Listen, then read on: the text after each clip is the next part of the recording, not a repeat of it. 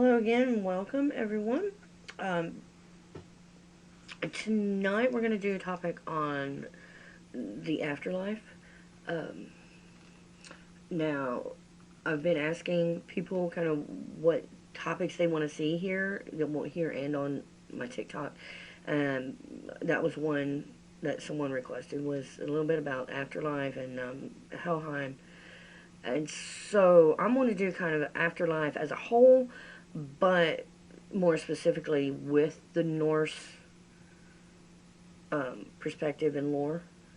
So we'll be talking about Valhalla, Helheim, and the difference between a couple other places too. So first of all, one thing I do want to stress: anytime someone asks about the afterlife online and in the pagan community, and again, especially in heathen groups, for some reason, people tend to be pretty rough and dogmatic in public groups.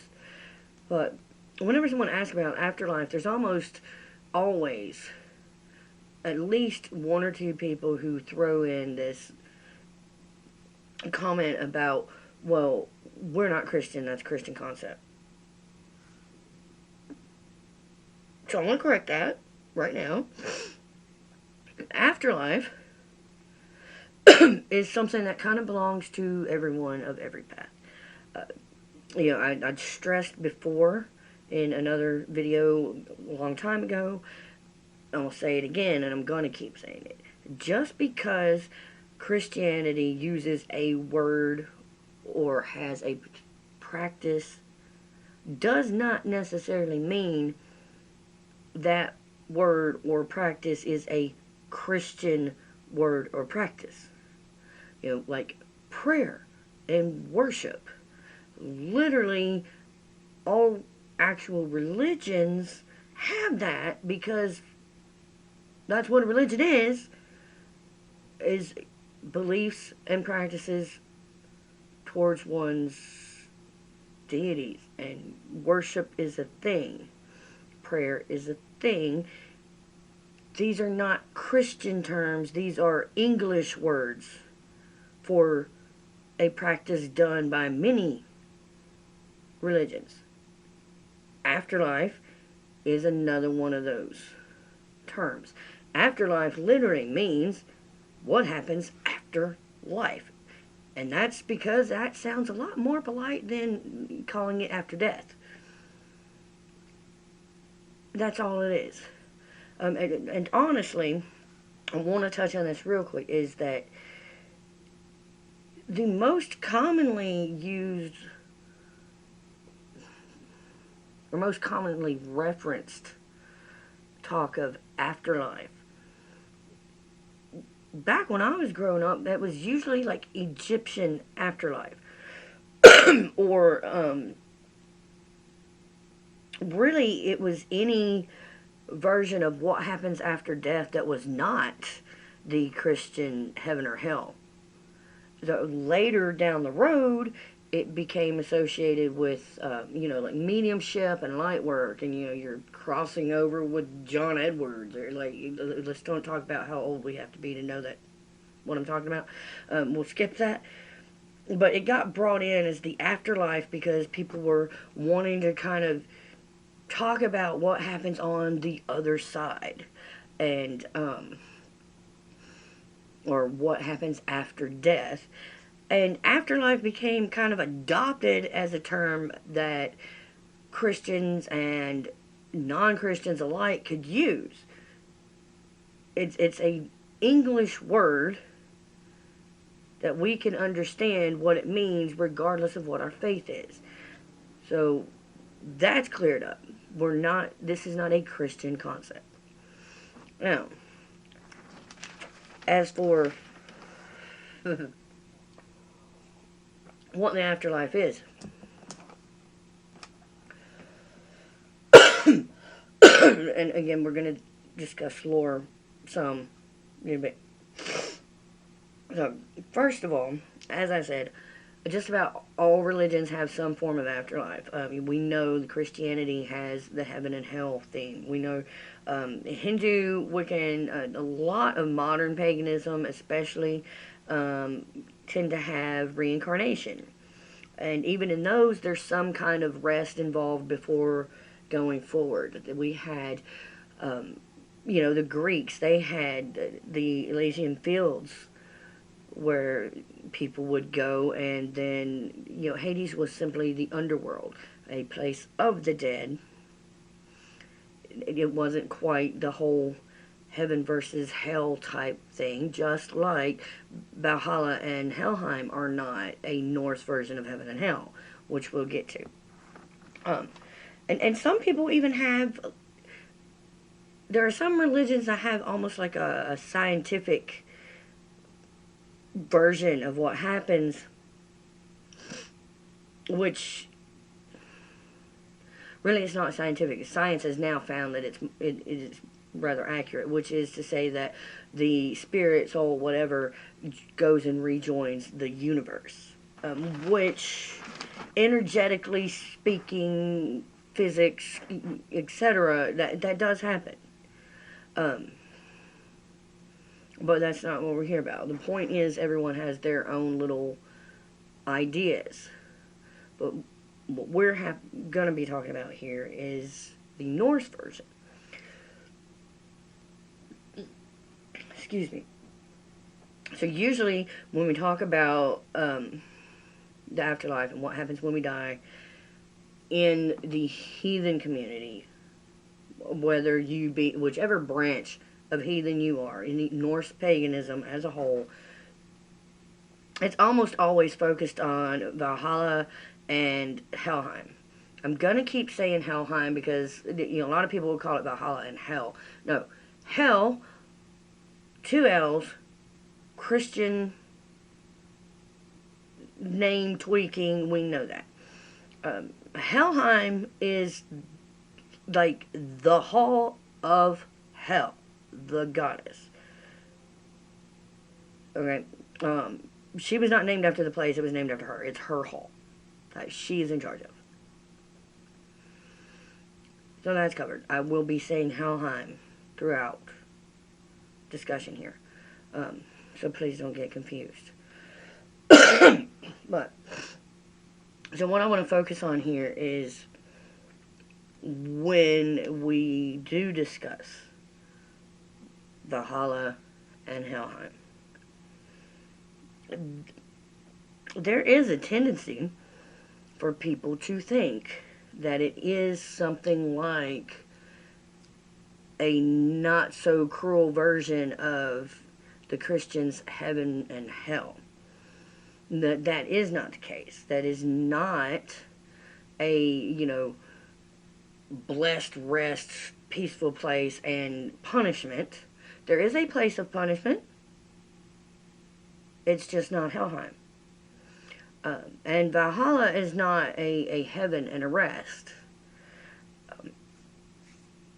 So we have, what we'll look at here, there's multiple places one can go in Norse mythology. We have Valhalla, we have Helheim, we have Folkvanger, which is Freya's field, and her hall there that is, I have a hard time pronouncing some of these words, but it basically means many seats. So there's a lot of people there, there's room for a lot of people there, it's a feasting hall, etc., right? And then, of course, there's Nostrand, which that would be more like hell, because that is where there's punishment happening. So we're going to kind of look at those. So, Folkvanger, we really don't know a lot about as far as what goes on there. We do know when people die in battle that Freya gets to go out and take half of them with her. She gets her pick of the half she wants, and then Odin gets to go out and take his pick from the other half to Valhalla with him. We don't know very much about what happens once they get to Folkvanger. Again, we know there's a giant feasting hall. We know that it's described as being very beautiful. And again, many seats. And that's about all we know.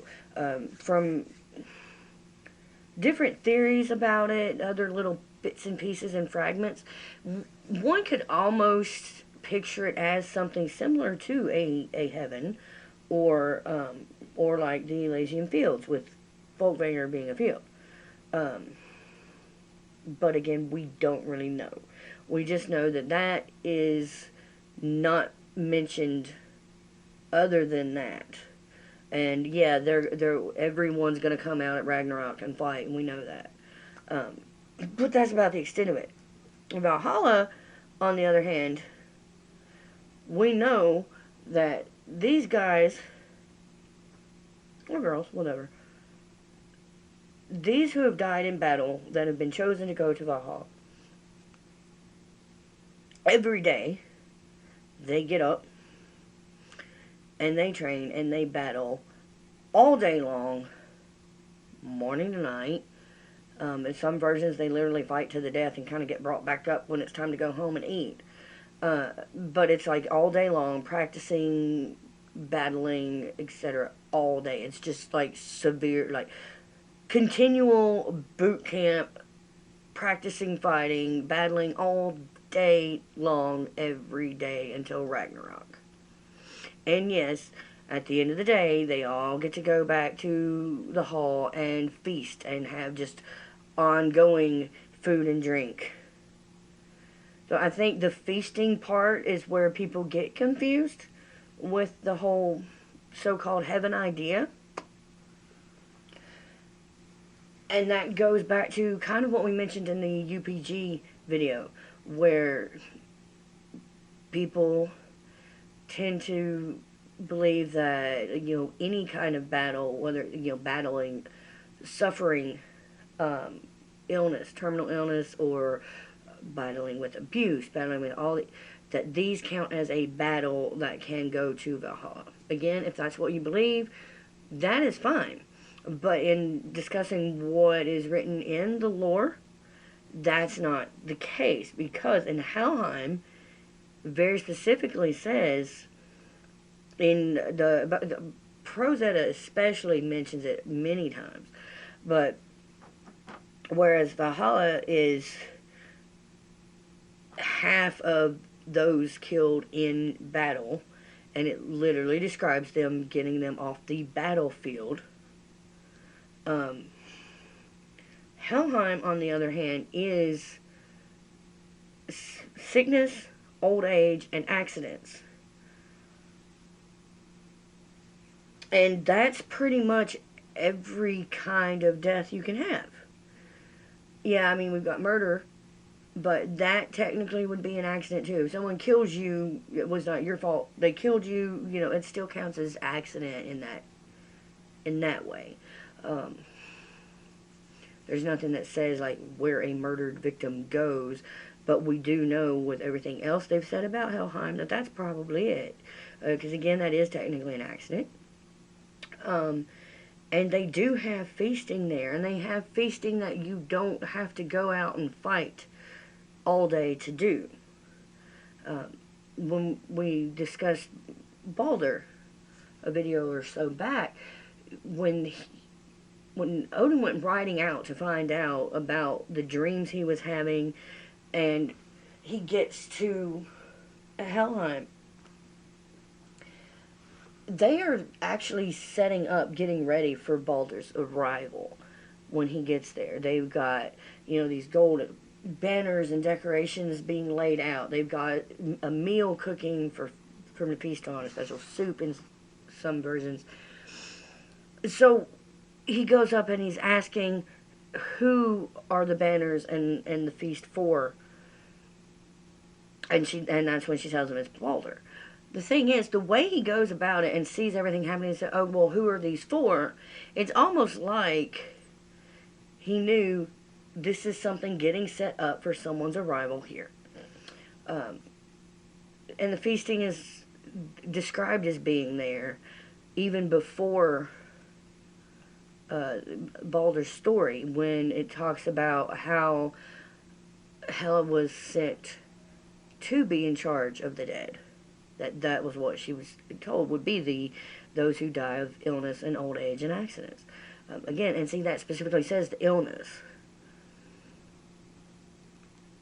And so there is a more peaceful attitude. And I think, in my opinion, this idea of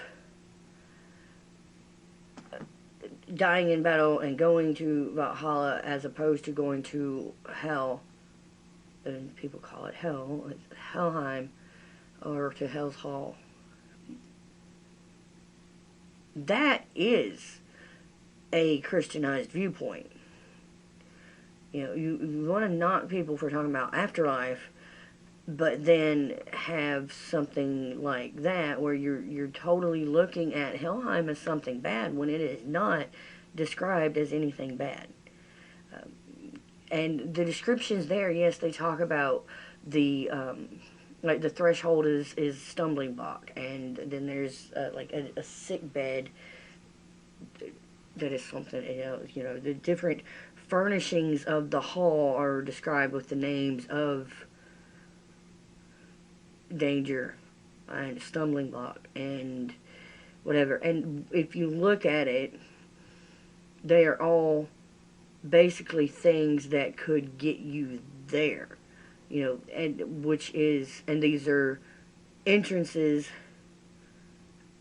and the feast, which to me, my personal UPG, is that's just simply showing that is how you get there.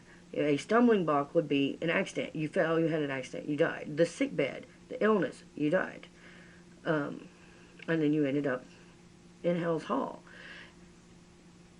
And there is feasting, and there is more relaxing. It is never actually described as a dark, gloomy, terrible place. Yes, riding out to get there is dark description, and we see in the Tale of Balder, there's the big dog with the bloody chest from whatever he ate, and there's the cold and ice. Well, it's also referred to as Niflhel because it is described in some places as being below Niflheim. So it's not about the place itself is gloomy and dark and bad. It's death. And in much of paganism, wintry, dead seasons are what is associated with death for humans. So dying is considered like a dark thing, but then the hall itself is decked out in banners of gold. There's feasting, and there's a table laid out, and in some versions it's even describing she's like lovingly laying out these things. So it's not a bad place. And Valhalla, on the other hand, is the exact opposite of rest. Again, you're literally fighting from morning till night, and then getting up and doing it again. So, from that description, looking at Helheim as bad and Valhalla as the goal is a bit more Christianized than a lot of people want to admit. And that's where, when I talk about the UPG some people have of, terminal illness being a battle or abuse being a battle, that comes from that Christianized view or misconception. If it's not because of Christianity, whatever the case, there's this misconception of bad and good. And if you really think about it from the way it's described in the lore, if someone died from battling terminal illness, if someone died from the battle of a hard, abusive life, why would you wish for them to be sent to a place to continue fighting every day till Ragnarok? unless they specifically wanted to go there. And again, that's because there's this misconception of it being like heaven. It's not. There is not resting there. There is go out, fight, come home and eat, go to bed, do it again. Resting happens in Helheim. Now, resting happens in Folkvanger. So maybe, well, we assume, because they don't mention fighting there. So there's a possibility that they could go there maybe, if that's the way you want to look at it, as them not going to Helheim but earning a warrior's seat. Then I personally would say make it be Folkvanger instead of Valhalla, because at least there they're not having to continue to fight every day. Again, my UPG based on what's described. And and then we have, as I said, there is a place of punishment. There's only a handful of things that get you there. It's not like in, Christianity and other Abraham-based beliefs that have tons of things you can do wrong to get there. But there's still a place for that. Kind of the worst of the worst based on the Norsemen's values. We mentioned being an oath breaker was one of those. It's pretty top of the list. Breaking an oath, rapists, murderers, adulterers in the sense of like men who went and took their buddies' wives, and not adultery as in anyone who had sex. God, no, they had lots of it. The gods especially. They shared a lot, apparently. But there is where Nidhogger, the serpent, is gnawing on these, and you see those who are the oath breakers and the murderers and the rapists and the wife diddlers are all in this.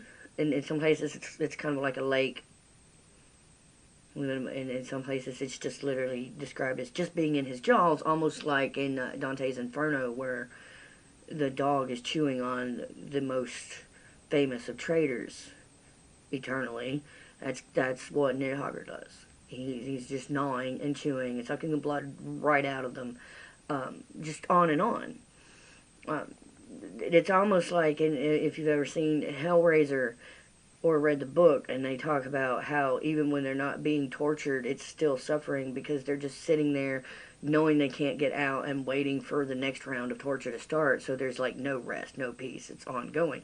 And it's kind of like that in the jaws of Nidhogger, because if you're not in his mouth in the moment, you're floating around in the lake knowing he's about to scoop you up again.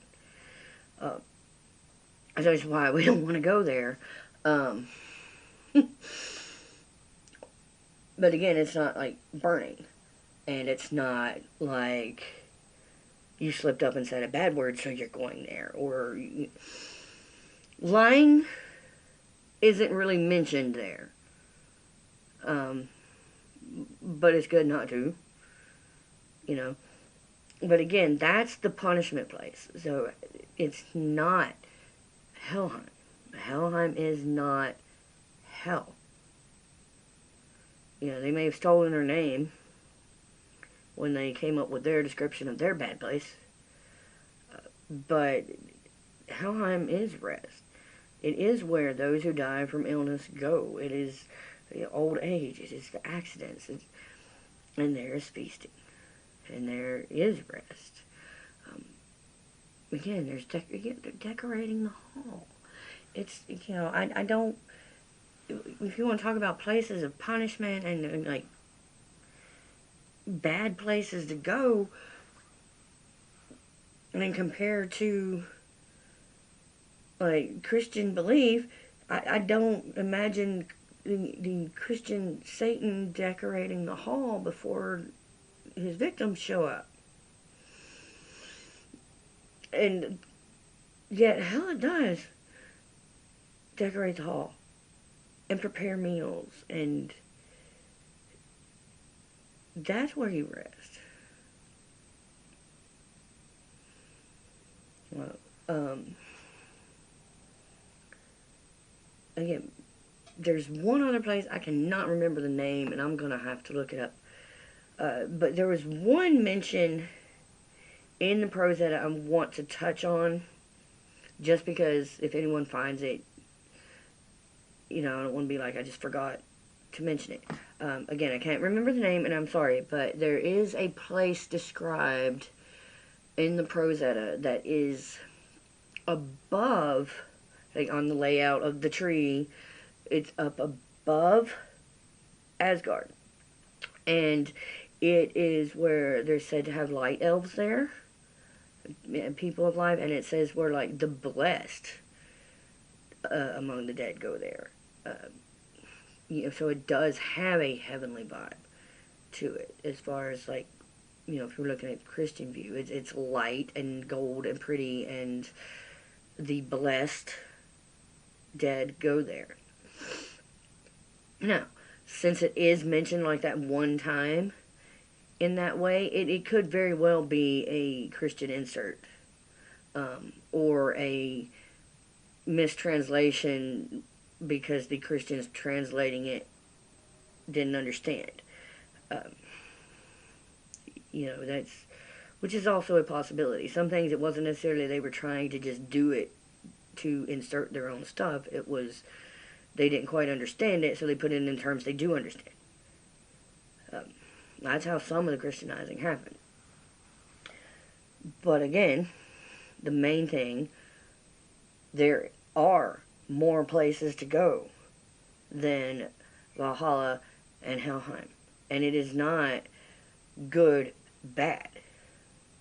In fact, if you want to put it at good and bad, my personal opinion, I'd rather go to Helheim, because I don't want to fight all day. I want to rest and chill until Ragnarok. That's just me. And then when it's time to get on the boat, okay, we'll worry about that then. But I don't want to fight when I leave this place. I don't. Not every day. Some of us have had the kind of line that we don't want to fight anymore. We want to rest. We want to feast. We want to be loved and nurtured. So that's the thing. And quite, I actually remember, you can tell when people have really actually studied the lore in that area, because I can remember when I started feeling pulled toward the Norse path, and I was at a pagan, we'll call it a gathering. There was actually a friend of mine there that was asking me how I've been doing, kind of what I've been looking at, said something was different, like she knew there was something had I changed or whatever got us on the topic, and I told her I felt like, Odin had showed up a time or two, Loki had just kind of popped in, and I felt like I was getting called toward the Norse, and that was different for me from what I had been with for so many years. And the first thing out of her mouth was, well, you're not going to Valhalla, right? I said, yeah, and I don't want to. She said, okay, good, you're on the right track. So, to me, that was kind of the first time I had actually heard someone mention it in that way. So that was one of the first things I did look up when I got here, But again, that's just my personal story. And to me, it is. To me, it is a good feeling to know that I'm not going there, because again, I don't want to fight. Now, personal experience, and personal beliefs. There's a lot of UPG, PCPG. We've mentioned pure collaborated personal gnosis, where a lot of people have been given the same UPG without discussing it beforehand. There's no way they could have heard it from each other, but they all got the same idea. And one of those is that since most of the gods have their own hall, that some of their chosen people can go to their halls after they die. Um, excuse me, like someone who was a good, strong protector, I could see being with Thor in his hall. Um,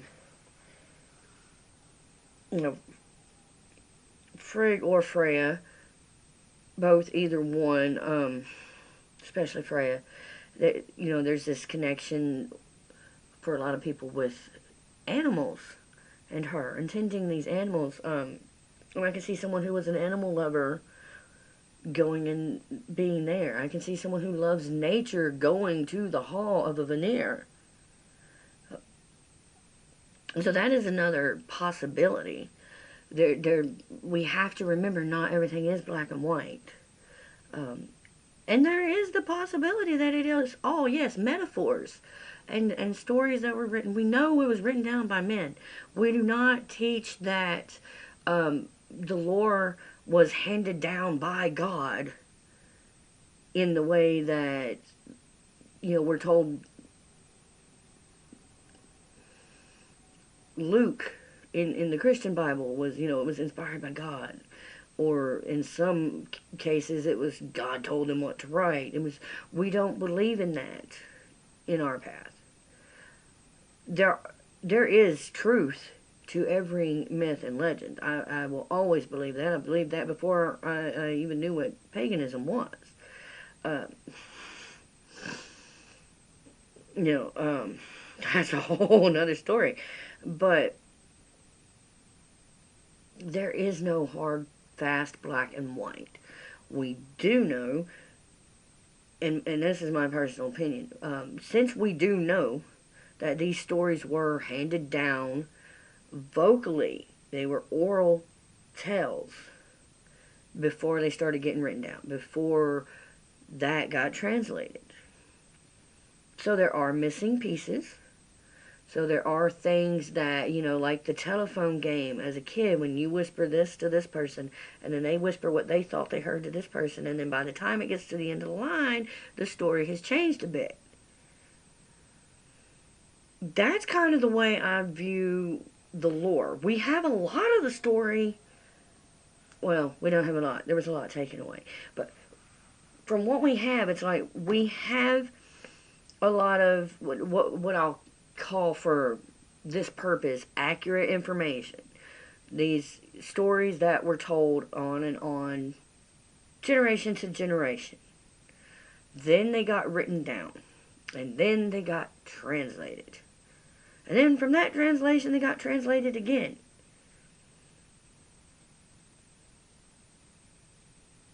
So there are missing pieces. But there are also enough commonalities in the stories.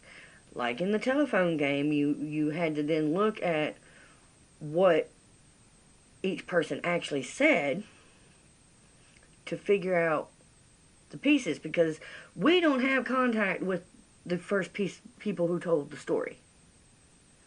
But we can look at the commonalities between each passed down version to get a good idea of what they most likely believed.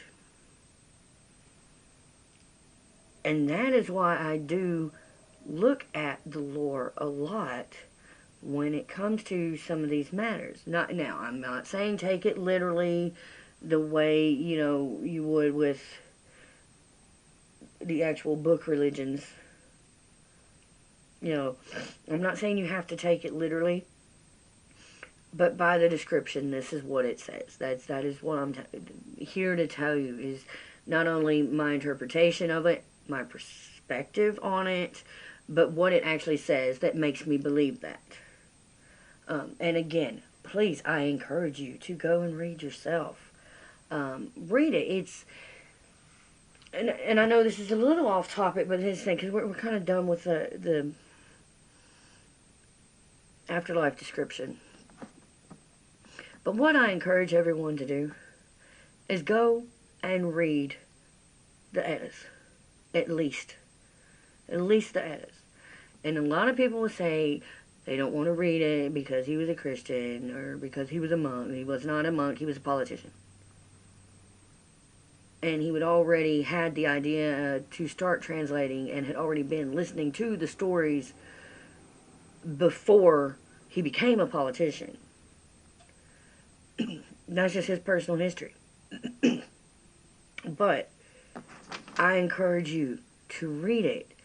Yes, sometimes it can be hard. They say there are some people who say, oh, it's just like trying to read the old English.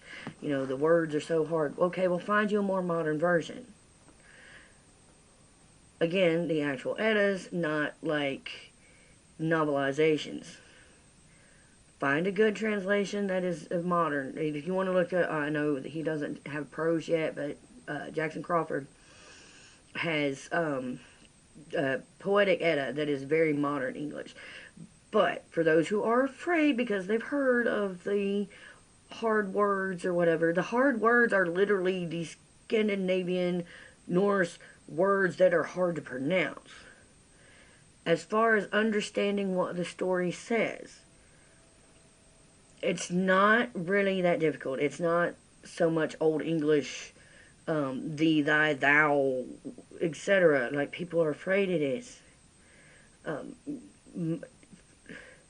Really the best description I have would be, because I grew up around older folks, the difference in terminology and wording is going to be kind of like, it's almost like saying, I don't want to read this old newspaper because it says icebox instead of refrigerator.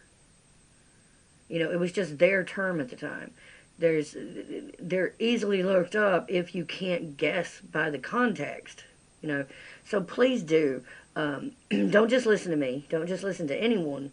I encourage you to study and read on your own. We are technically, a lot of people call us the religion with the homework, because we're all about looking and learning.